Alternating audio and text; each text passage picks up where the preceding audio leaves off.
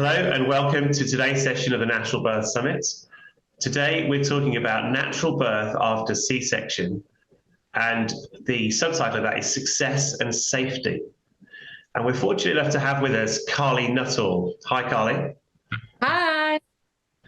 Great to have you here. Thank you. Carly has been a licensed midwife in California since 2005, and she's had a home birth practice since 2008. For 3 years, Carly hosted the widely known Birth Queens podcast, and her passion for improving midwifery care has led her to create midwifery continuing education programs, including a class on VBAC safety for midwives. Carly, we're going to get stuck straight in here, and I should note at the start that in some places this C-section can be called Caesar birth or cesarean section, just so we're clear. To get us started, can I start with why do mothers choose to have a natural birth after a C-section? Oh, yeah. This is a pretty hot topic. People have very big feelings about their birth. They have really big feelings about the way that they give birth and the way that they're treated during birth. And I think a lot of people go into birth maybe not as prepared as they ought to be, because a lot of people do it under the assumption that they'll just do whatever their provider recommends because they trust that their provider knows best. And in the process of that, a lot of people get caught up in this system that's not necessarily geared towards vaginal birth success. And so a lot of times, whether it be scheduling issues, or maybe there were a lot of interventions that led to an emergency, like that's very common with an induction and Pitocin, augmented births, that those can cause stress. And that's actually what leads to the cesarean. And so afterwards, a lot of people can experience this feeling of, one, my body's broken. Two, that was traumatic. They start doing research and they think, maybe that wasn't necessary. And so most people go into it hoping for a different experience, something that feels empowering, not traumatic, and then something that also has fewer complications and an easier recovery, because the recovery from a C-section can be quite difficult. Indeed. And that's the physical recovery, as well as the mental recovery. I mean, do you find that when a mother comes to talk to you about having a natural birth after a C-section, that they're at different stages of their the way they process that event and the trauma of their previous birth? Yeah, some people don't have any issues with it. In my practice, when I have people coming in for prenatal visits, we talk about when a cesarean would be really helpful and when it would be appropriate, because there will always be a percentage of people that need that to either preserve their health or life or that of the babies. It's just a given. There used to be so many people that died in labor and babies that died in labor. And you can see in countries that don't have the access to C-sections that, more wealthy countries have, you still see those numbers are really high. And so when we talk about that during the prenatal period, then a lot of times, if people end up having a cesarean, which isn't very often, but when they do, a lot of times they've already pre-processed it. Like, okay, I went into this with, somebody who was really rooting for me to have a vaginal birth. We did everything we could, and this is just the way the bee needed to come out. And so we did it. And so, some people don't have trauma from it. Like I've had clients where it's like their first birth, maybe there was, some kind of issue and they decided to go for the cesarean. And then the next time they still want to do a home birth and they want a vaginal birth, but they don't feel traumatized. So yes, there's going to be a wide spectrum of experience, regardless of what you're talking about with birth. Right. Okay, fantastic. And what are the challenges that mothers face when they choose to go down the road of a natural birth after a C-section? I think a lot of it depends on why they had the C-section in the first place. Some people have had multiple C-sections, but if it's just one, which is where most people are at when they're considering doing a vaginal birth after a cesarean, then that cesarean could have happened for several reasons. One is, they could have been pressured into having an induction that wasn't medically necessary. And then, sometimes, like I've had friends that worked in labor and delivery, and there's this thing called pit to distress, which means like, okay, this mom isn't progressing the way that we want her to, so just keep increasing the Pitocin. If the baby goes into distress, we'll just do a C-section, because this pregnancy or this labor end one way or another. And so they call it pit to distress or pit to commit. They call it either one of those things.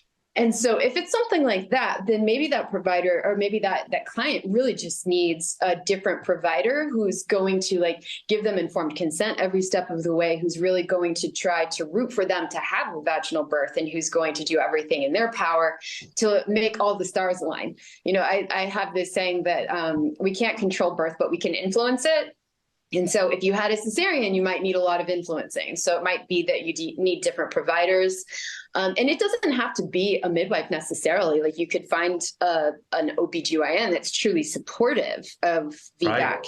And you can see that in their numbers. It's kind of a tricky thing because some OBGYNs will tell my clients like, oh yeah, I'm totally supportive of VBAC. But then at some point in their care, they'll do a little bait and switch and say, actually, why don't we schedule your cesarean? Like, I think your baby's getting big, and why don't we just schedule your cesarean? And so at that point, some people will switch providers because they're like, whoa, I thought this person was on board with me, and they're not. And so, it can be something as simple as that. But other reasons could be that maybe your baby was malpositioned. So it could have been what they call sunny side up or posterior. And that's just a really diameter to fit through your pelvis. The baby could have also been asynclitic, where the head's tilted like this, or where there's a hand up by the head. And this all makes for a wider diameter, and it makes for less efficient, force of pushing.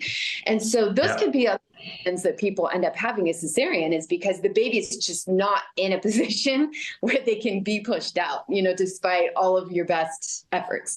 And so if that's the case, then maybe that person needs some body work, which could include things like chiropractic care, the Webster technique, sometimes internal pelvic floor work, because sometimes a baby is in that posterior position because there's not room to move into an anterior position where it could fit out more easily. And so things, and then people that are well versed in spinning babies, and somebody to work with throughout the pregnancy, so that sometimes the baby's positional issues are based on soft tissue in the birth parent or the mom. And those need to be worked on throughout pregnancy, not just during labor. But then there are some positions that can encourage the baby to turn during labor as well. Okay. Baby spinning is a phrase I've heard of. Could you just dig into that a little bit for us and just explain a bit more about baby spinning? Yeah, there's a website called spinningbabies.com. So if you go there, then you'll be able to see it. But it's about soft tissue work. It's about ligaments, muscle, fascia, things like your psoas muscles, just making sure that those things are all the right amount of like supple versus taut versus, like all of that stuff, to allow the baby to rotate properly through the birth canal, because the baby does a spin to get through the birth canal. It starts like if my fist right here is the back of the baby's head, and this is just imagine this is the side of a pelvis. A baby has to drop it has to rotate, and then it comes out. So a baby always moves, and usually there is torque to there is always torque. It's just the matter of direction that it goes. When you have a contraction, it torques one way or the other to help the baby spin. And so that's what spinning babies is all about, is kind of like understanding those soft tissues, the mechanisms, and working with those to help the baby get out. And that's and I think you're saying that that the sooner that a mother works on those things to improve that flexibility in the soft tissue, then the better. So that's a good tip, isn't it? To spinningbabies.com. Yeah, great. And what are the things that mothers can do beyond the spinning that help their chances of achieving that achieving is, sorry, is not a great word, of having the natural birth they want after a C-section? Well, I think that some of them we kind of covered already. So definitely choosing a provider that is truly supportive of vaginal birth, cesarean specifically.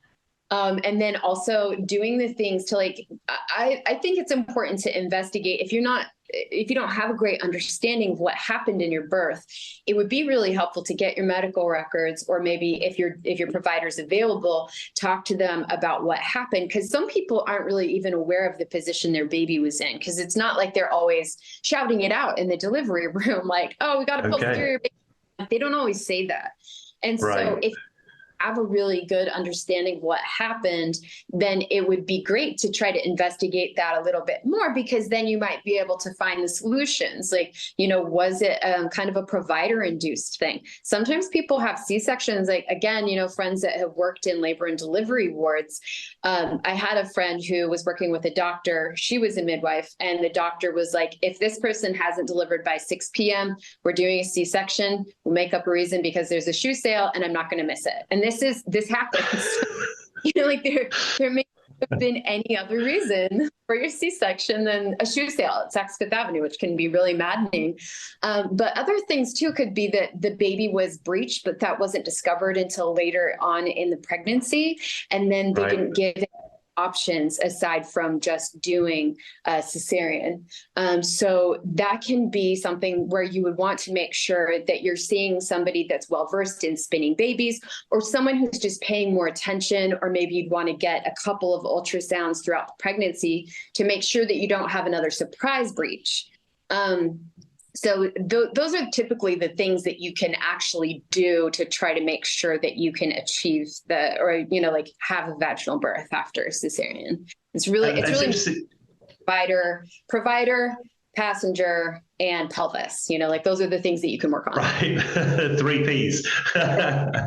Excellent. And I think it's really interesting that one of the themes of the summit has been about engage, do some research, try to understand what you want, what's important to you. And this is really the same thing, but it's going a bit further, isn't it? Because there's a history to go into, so get hold of that record from your previous birth to really make sure that there's an understanding, you and your new provider or the same provider have a good understanding of what happened and why it happened. And also, oh, sorry. Yeah, you probably would need another provider to help you understand all of the medical terminology as you're going through your medical records, unless you're well. That's true. Yeah, your existing provider may not be as open to digging into that.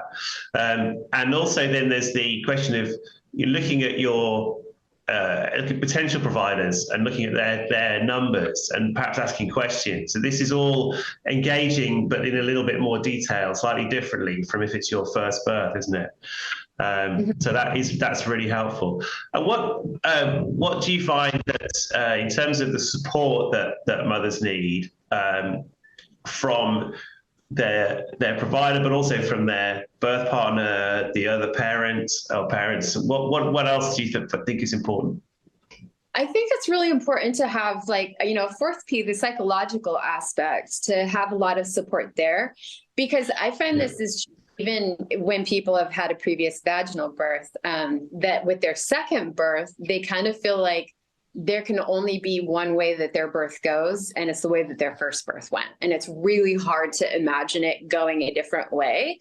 And so it's really helpful to let people know that. And if you have a provider that supports VBACs, they're going to have a lot of VBAC success stories. So there was a recent study done. It wasn't that recent, I guess. It was like 9 years ago now.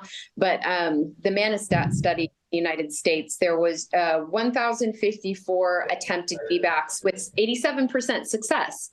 And even if you're in a hospital, it's a 70% success rate in the US. There aren't that many people. It's only 20% of people that have had a previous cesarean that attempt a vaginal birth after cesarean in the hospital. And I don't know if that number is significantly different at home, but just filling yourself, surrounding yourself with success stories can be really helpful, because ultimately, again, going back to that, you can't control birth, but you can influence it, you might another cesarean. So I think it's important to psychologically prepare for both. Like, if I have another C-section, how can I make sure that it's not the traumatic experience it was before? How can I feel at peace with it? And like, my body's not broken, and like, I just got the help that me or my baby needed.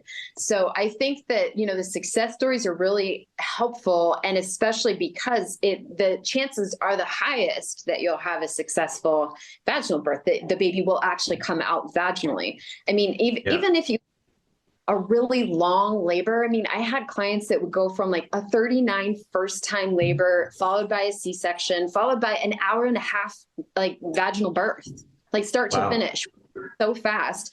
And other people where it was like 5 hours, they went from, it was close to a 40-hour labor followed by C-section. And then, they went into labor naturally on time and had a 5-hour start to finish birth with like, just like no issues. And so it really is important to make sure that in any kind of birth that you go into, because you could have had a previous vaginal birth and go into a second birth and end up with a cesarean because the baby needed it. And so it's really important, I think, no matter what, that you stay fluid with your birth expectations, and that you stay fluid with how you feel that reflects on yourself, because birth is an involuntary process. It depends way more on the baby than it does on the birthing parent, way more on the baby than it does on the birthing parent. It has so much more influence than the parent does.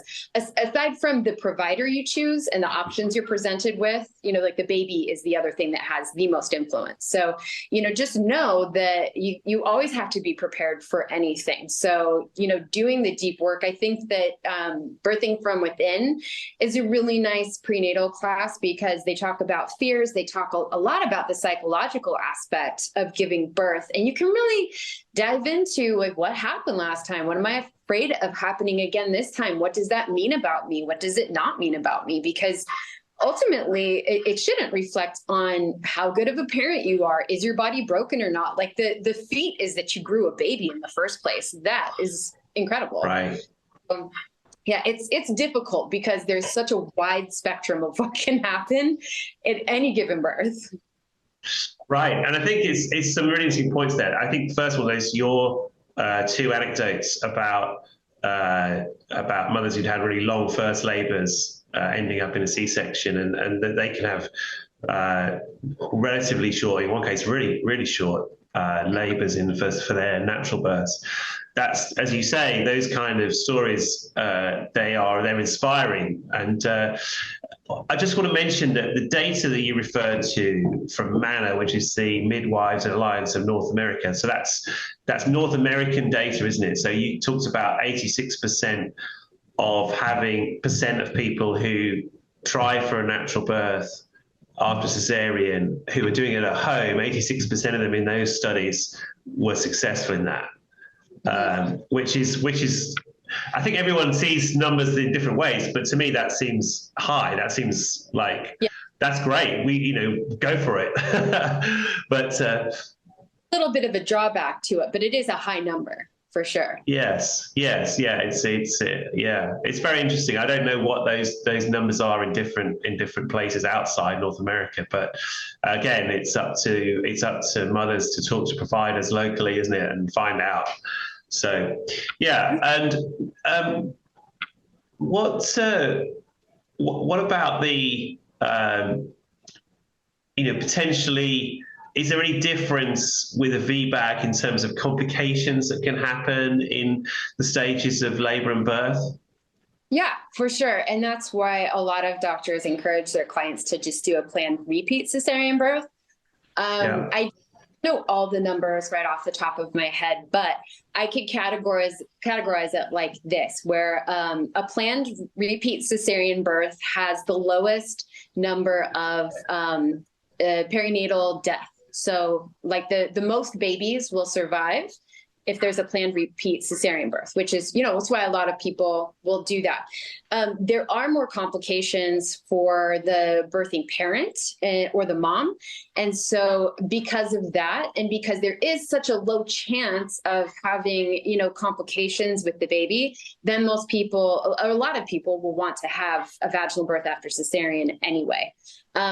If you have a successful VBAC, so if you give birth vaginally after a cesarean, that is going to be the lowest complication category out of, you have planned repeat cesarean, vaginal birth after cesarean, or you have a trial of labor after cesarean that ends in a repeat cesarean. So the trial of labor that ends in a repeat cesarean is the highest complication category for those three. So, the lowest is vaginal birth after cesarean, second is planned repeat cesarean, and third is trial of labor that ends in a repeat cesarean.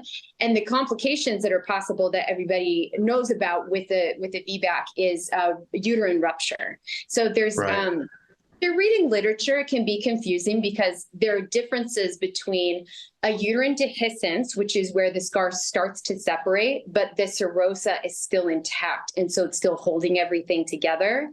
And that does not result in any negative complications. It can postpartum. Sometimes postpartum, if people have had this scar that starts to separate, they can get an infection. It's not that common, but with that, a lot of studies don't separate or delineate between a dehiscence, which is the scar separation, and a rupture, which is where all three layers of the uterus separate and there's uncontrolled bleeding.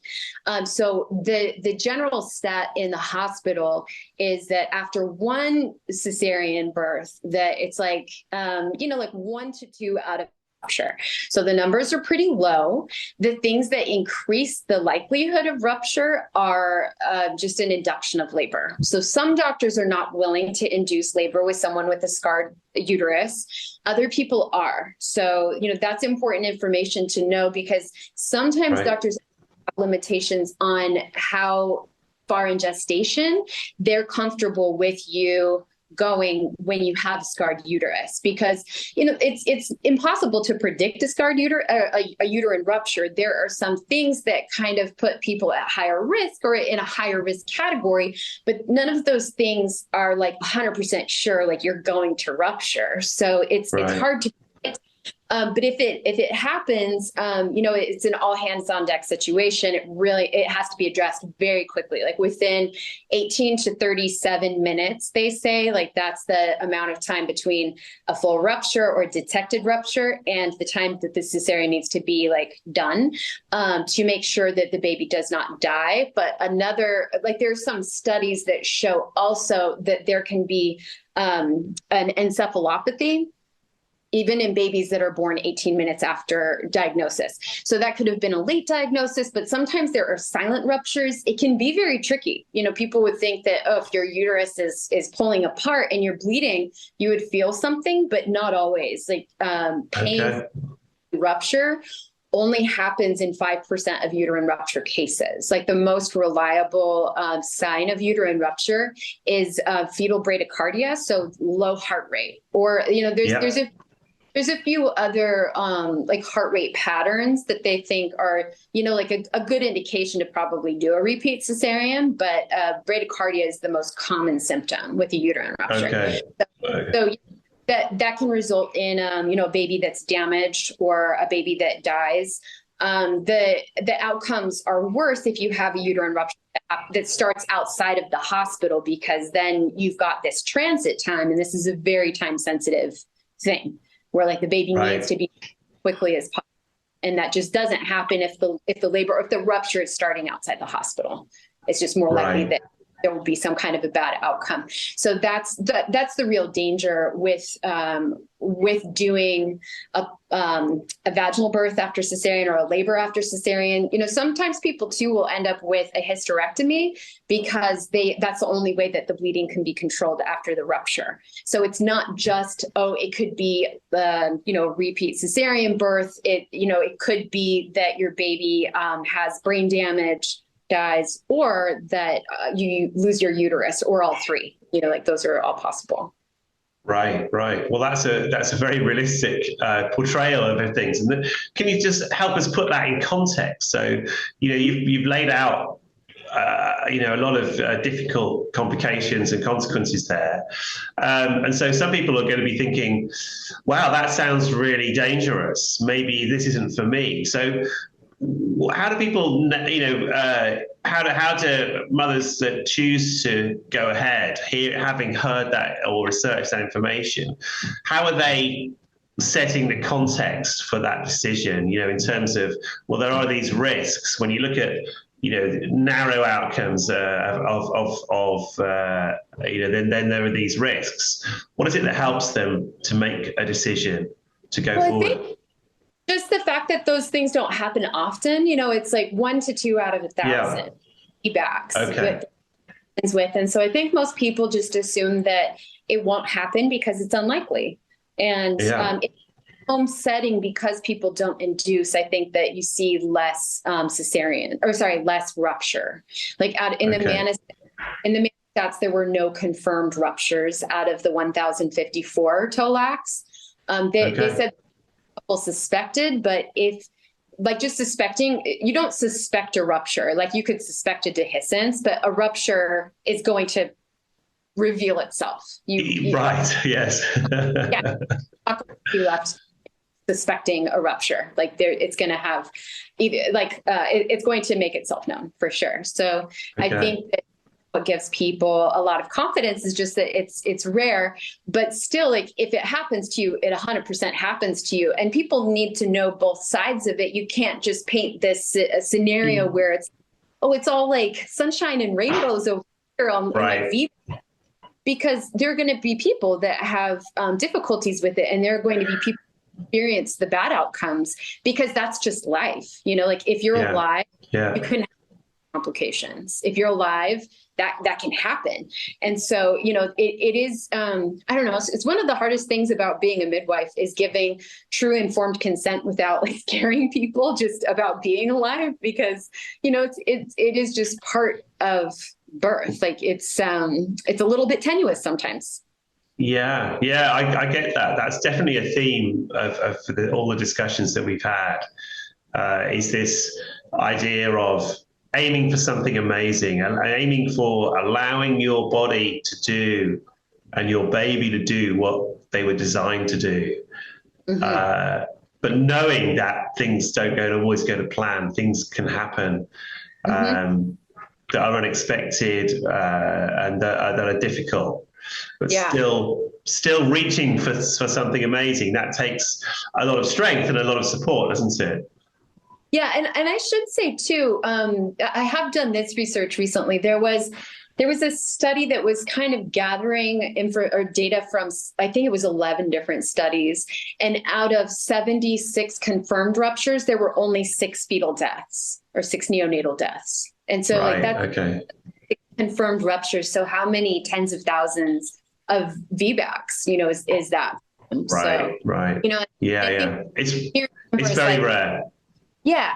And I mean, and that's hospital planned births, but still, it's nice to know that you got to do your research and figure out where you're the most comfortable doing your birth. And, there's a lot of layers to the numbers. There's a lot of things to know. Yeah. Now, that's really helpful. Now, in a situation where a mother plans a natural birth after C-section and then does, as a result of the journey of labor and birth, does finish with another, finish is the wrong word, but does have another C-section for this birth, what is it that helps her kind of process that and understand it? How do mothers tend to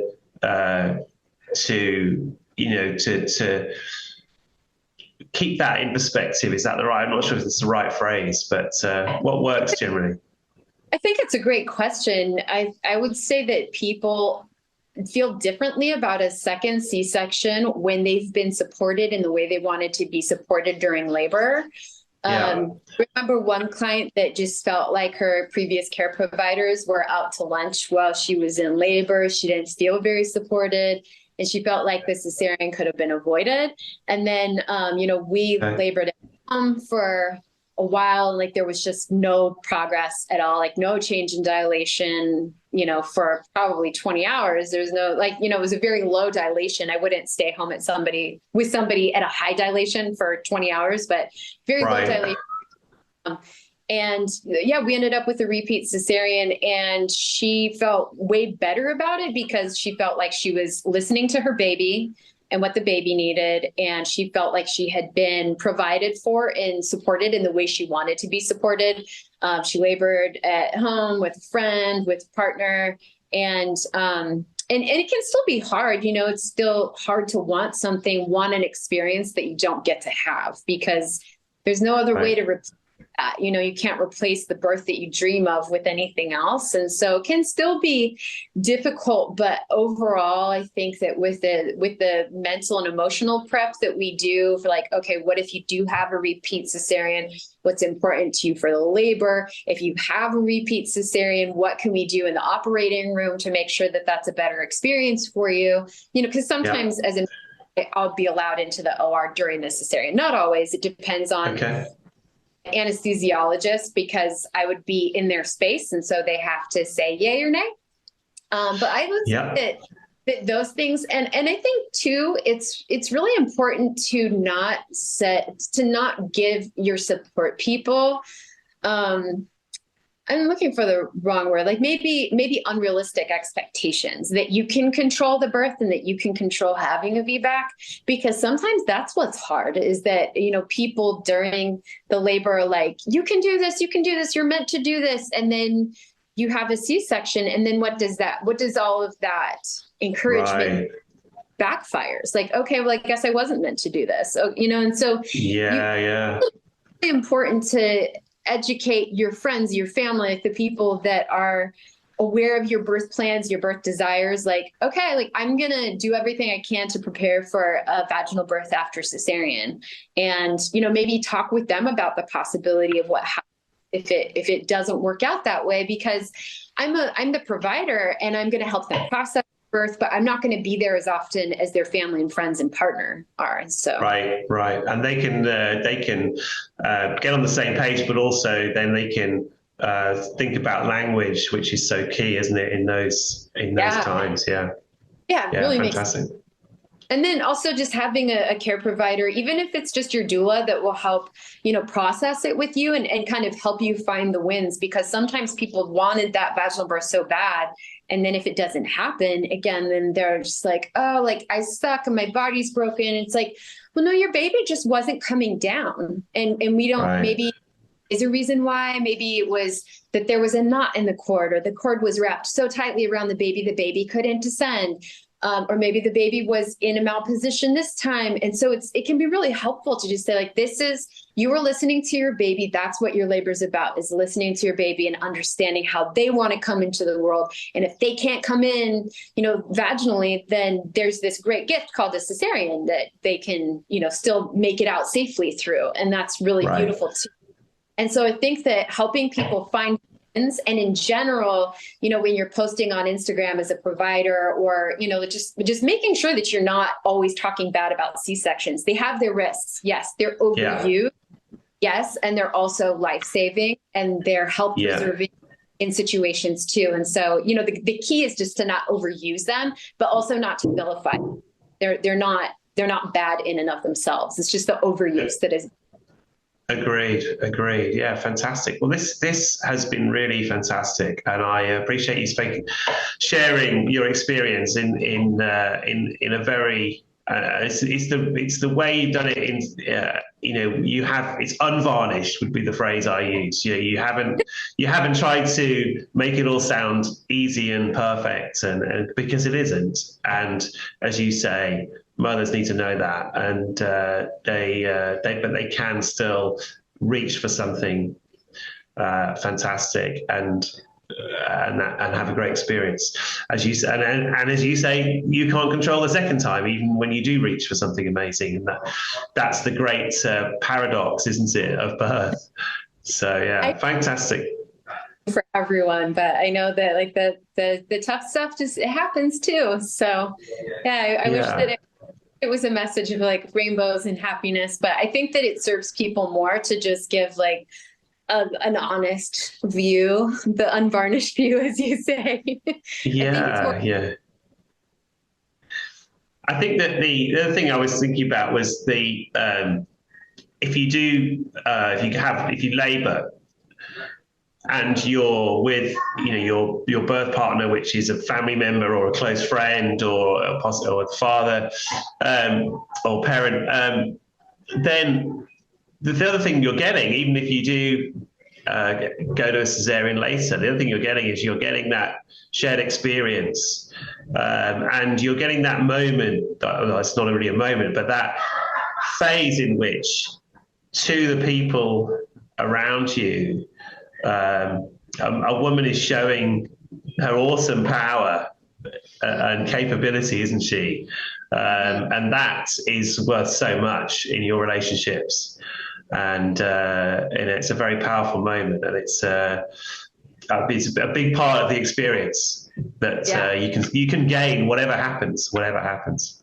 Yeah, fantastic. I agree. And sometimes it's just those moments of connection where the laboring person is being supported by their people. Sometimes that can be the really great memory and takeaway. And yeah, definitely. Yeah. When people, especially partners, see how hard their partner is working, laboring, that can just be like, wow, you do see the power of the body, whether the baby comes out that way or not. And sometimes people, it's just to have been able to experience labor, because some people had like cesareans that were maybe like planned, maybe surprised, like, oh, the baby's breech, so we're not going to do labor. We're just going to go for a cesarean at 39 weeks. And so for some people, they are interested in just like even being able to feel labor. So I think like treasuring all of those moments can make a VBAC or like a TOLAC feel really, I think, just like satisfying in certain ways, even if you don't get to have the vaginal birth that you wanted. Yeah, absolutely. Fantastic. Okay, we're going to wrap it up there. I really appreciate that. Thank you. Can we just talk about what people can do if they want to learn more about you or some of the things that you've done? I mean, first of all, the podcast series, is that still available for people to listen to? Yeah, all of the podcast episodes are still available on, I think, Spotify, Apple, or iTunes. I think we haven't taken it down from anywhere. So if you want to listen to Birth Queens, Birth Queens is spelled with a Kweenes, not a Queens. Right. Confusing, but I think we have 137 or 39 episodes, something like that. So there's a lot of really good content there. There's a lot of birth stories. We cover a wide range of topics. Otherwise, you can go see my website, carlynuttall.com. It's KarlyNuttall.com, or you can go to my Instagram as well, which is Carly Nuttall Midwife. Okay, that's been our session on natural birth after C-section. Thank you to Carly Nuttall for joining us. Thank you. Bye. Bye.